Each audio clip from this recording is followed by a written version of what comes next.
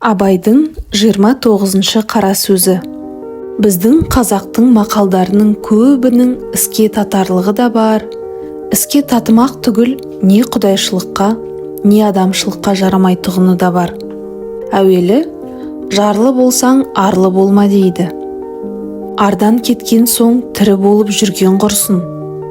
Егер онысы жалға жүргеніңде жаныңды қинап еңбекпенен мал тап деген сөз болса, ол ар кететұғын іс емес. Тыныш жатып, көзін сатып, біреуден тіленбей, жанын қарманып, адал еңбекпен мал іздемек, ол арлы адамның ісі. Қалауын тапса қар жанады, сұрауын тапса адам баласының бермейтіні жоқ деген ең барып тұрған Құдай ұрған сөз осы. Сұрауын табамын, қалауын табамын деп жүріп, қорлықпенен өмір өткізгенше, малды не жерден сұрау керек, не аққан терден сұрау керек қой. Атың шықпаса жер өрте дейді.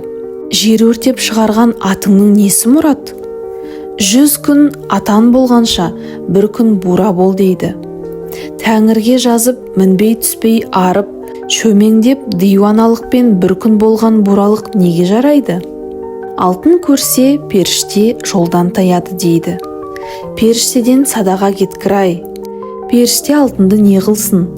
Өзінің көрсе қызар сұмдығын қостағалы айтқаны.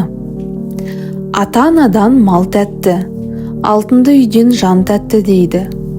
Ата-анасынан мал тәтті көрінетұғын антұрғанның тәтті дерлік не жаны бар? Бұлардың бәрінен де қымбат ата-анасын малға сатпақ ең арсыздың ісі емес пе?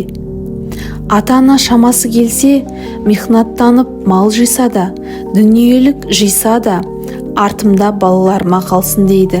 Ол ата-ананы малға сатқан соң, Құдайға дұшпандық іс емес пе?